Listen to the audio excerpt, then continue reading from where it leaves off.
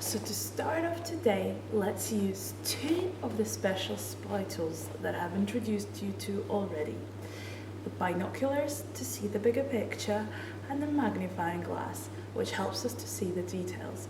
Both of which, by the way, you can use as a thinking exercise at any time throughout your day. Say you buy yet another new outfit so that you can feel better about yourself on a bad day. You're well proud of yourself for snatching it at a discounted deal without questioning why is that this item has been priced so cheaply, even though it actually takes time and care to make. You have no clue who is the person who has sewn it. You have no idea about who harvested the cotton that the fabric is made out of. The new outfit is of a bright color and has a strong chemical scent, but you don't know the location of the river that this dye waste has been dumped into. And let's be honest, most likely you don't even want to know these things, as they would make you feel like you're committing a crime, and that would totally overshadow the quick fix temporary satisfaction you feel when buying something new and cheap. So what happens is that this instant gratification gets prioritized instead and numbs out the questioning. And I don't blame you.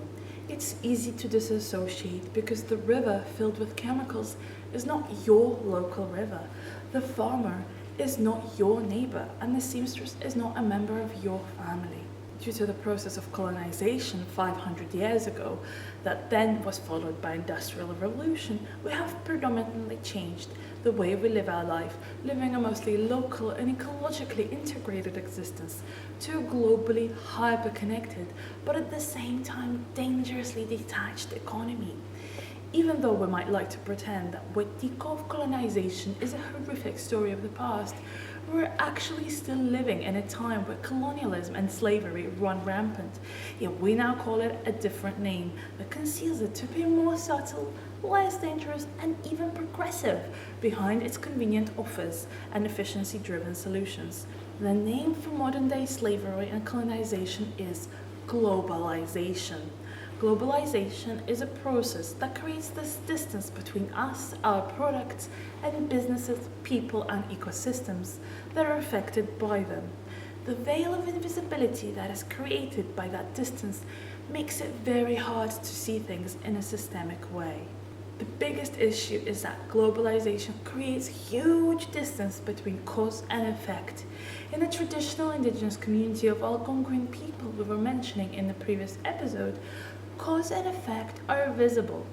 Every choice is made with the environment in mind due to complete understanding of themselves being interwoven within the natural system. With globalization though, the impacts of your consumer choices are never really openly revealed to you. Everything happens somewhere far away, somewhere where you can't see it, and therefore you are unaware and disconnected from it.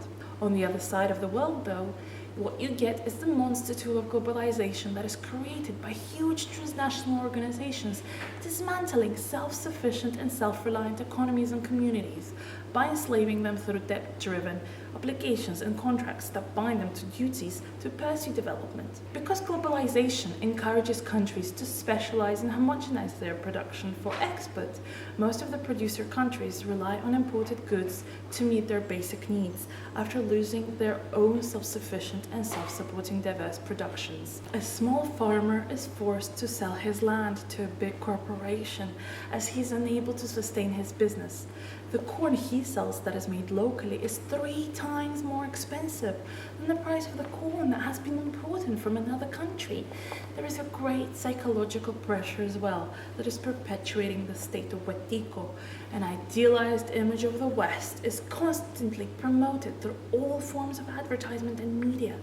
Propaganda of the world that is perfect and well off, making these cultures question themselves and their traditional knowledge, and urging young people to leave their homes and cultures and strive and search for a better life in the debris of westernization and industrialization.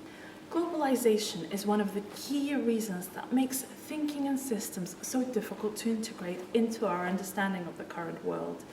The web of cause and effect gets so entangled with its lack of transparency that it becomes difficult to track what thread comes from what direction. Huge multinational deregulated corporations serve as big spiders ruling the sticky web of globalization through the means of debt. Due to their overwhelming financial power, they are given free rein that gives them the capacity to eat up whoever they like for the sake of their own satiety and infinite growth. With such fundamental control, they are constantly adding more and more threads to the web, making it even more and more unintelligible. But the good news is that once we train ourselves to feel more and more at ease with complexity, then we can begin to see that we ourselves are not excluded from this web of modern-day Wetiko. Instead, we're deeply caught up in it and actually complicit in helping it spread and grow. Once we start to recognize this, we can begin to collectively unravel it thread by thread. In the next episode, we'll take a closer look at these big spiders and the details of the narrative web that they're spinning. We'll take a look into our relationship with both these spiders and their narratives. The tarot card discoveries for this episode were globalization, propaganda, industrialization, entanglement, corporation, and growth. In the next episode, we'll take a closer look at what are the alternatives that do exist as a way of entangling ourselves and stepping out of this Wetiko of globalization and colonization. Of course, systems thinking will as always be a big part of this discussion. And before we part with a goodbye, as usual, I have some reflective questions for us, and I invite you to respond to them in the comment section below. Can you track one thread of globalization present in your life that you haven't thought of much before? Stick with one direction or product and try to hypothetically unravel as much as you can of its journey through the people, places, processes and systems it might have gone through to get to you.